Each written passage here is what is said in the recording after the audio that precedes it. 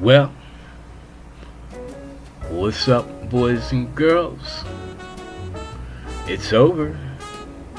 Well, at least the voting part is over. Now, counting for.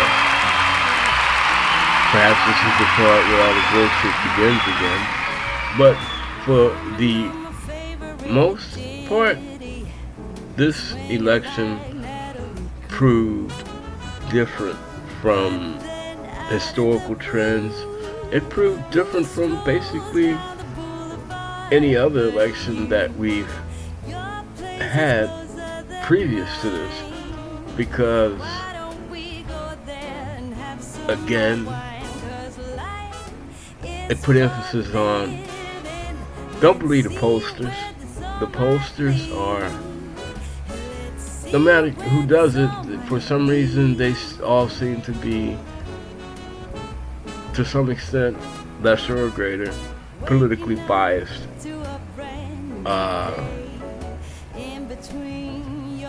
The only people that came close to predicting what was going on were the people that discounted the polls and crunched the data. How many young people were registering? How many women were registering? How many people were changing party affiliations? And not that data can't be misinterpreted, but data is a truer form because data doesn't lie. How you perceive the data can be used as a lie, but the data itself, if you want to interpretate it just based on known existing factors, data does not lie.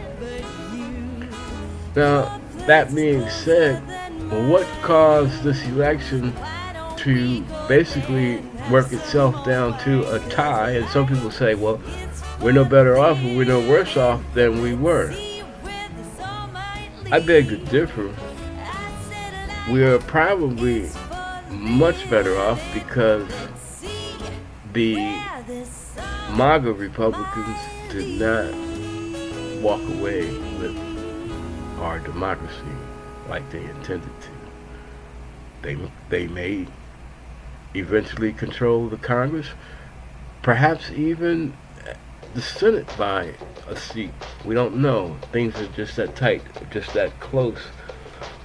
But even with that kind of lead, they don't control the country, because every Democrat is not far left and every Republican is not far right. There are politicians in the middle, and these are the ones that have usually been more consistent in trying to address the real feelings of their constituents than extremists, because extremists on either side, they only have their agendas in mind. The people in the middle usually come from personal backgrounds that draw them closer to the American public, that make them closer in touch with reality. Now, where does that put us? Well, it's hard to say because we still need to have the questions answered for some of these elections that are so close. But we can already predict that the future is not going to be half as bad as we thought it was going to be.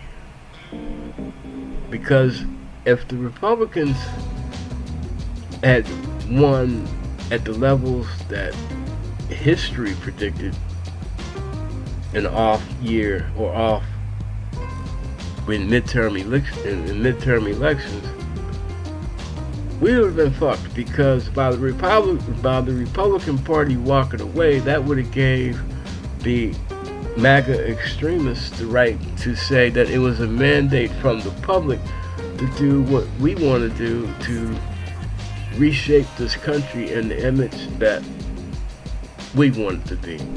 In other words, democracy goes the fuck out of the window. We get closer to becoming a theocracy, if not a theocratic dictatorship. And Christianity being the only, I'm not going to say accepted religion, but the only recognized religion in this country. Because Americans stood up, because there was an influx of new voters, not so much racial minority voters, but age, the youth came out from all different walks of life, all different backgrounds. And women finally, when they overturned Roe versus Wade, when it became apparent that this extreme right-wing fucking Republican Party was determined to make women second-class citizens, certain things ceased to become priorities in their conservative lives. You know, the racism, the fear of them, you know, the invasion at the border, blase, on and on. All the things that were fed to Republican women to make them fear, because Republicans are a fear-mongering party. When you had to balance losing your ability to conduct your life to a certain level to decide, you know, whether I have a child or whether I don't want to have a child, when that's completely taken away from you under any circumstance, the right to do dumb shit just because you can, all of a sudden, is not that important. Republicans fucked up because they pushed too hard to, instead of solving problems, instead of making life more bearable for everyone, because everyone gets to vote, they only concentrated on making life good or trying to build up that dream world for just a small select group of people when there's a whole country that has to be dealt with. You know, the Republicans have always used projection, and they've always said that Democrats only care about the East Coast elite or the coastal elite. They don't care about the people in middle America. That's not true. On the Democratic side, count your lucky stars, thank God if you believe in God, because the only reason you won is not because you were so good. I mean, I'm not even going to say won, because it's not like, you know, Democrats walked away from with total control of the country in an election that they were supposed to get wiped out.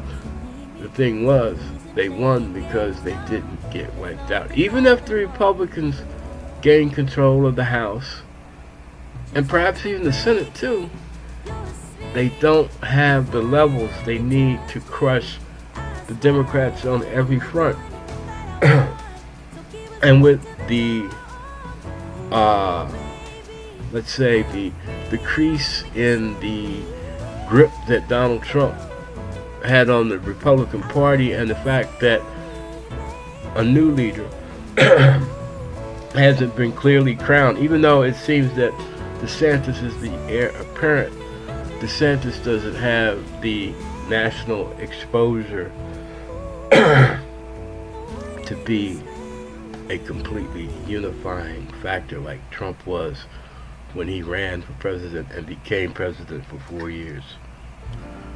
The Democrats have, just because they didn't get crushed, they probably have the potential to do more things or get more things initiated that the Republicans just can't cut off because they have the majority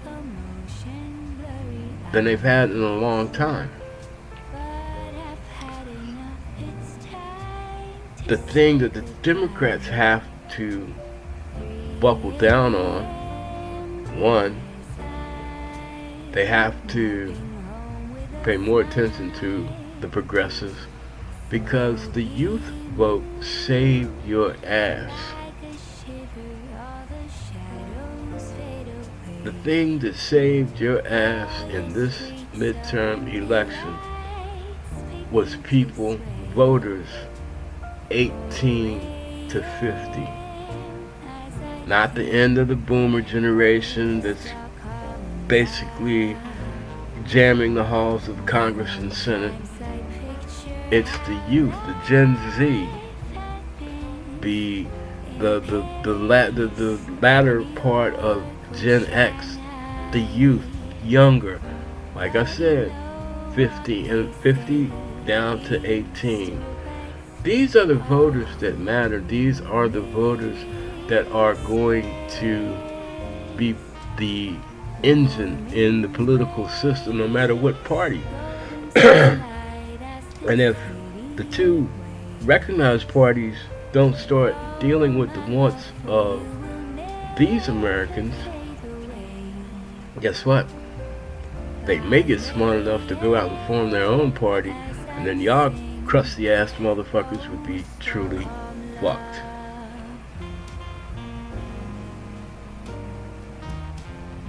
Do we know where we're going? No. But one thing's clear. At least for the next 2 years, we're probably not going to end up killing each other. And in the way that the world is going today, and things that are happening in other countries, in other places, that's probably a good damn thing. It's probably the best that we can expect, at least for the moment.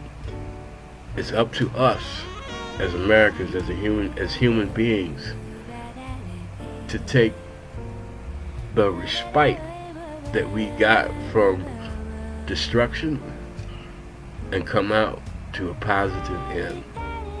The only thing else I gotta say, now that this election proved that Donald Trump ain't God, I'll lock his ass up and put him in jail where he belongs. That's it. That's all I gotta say. God bless and peace out from Uncle Ricky.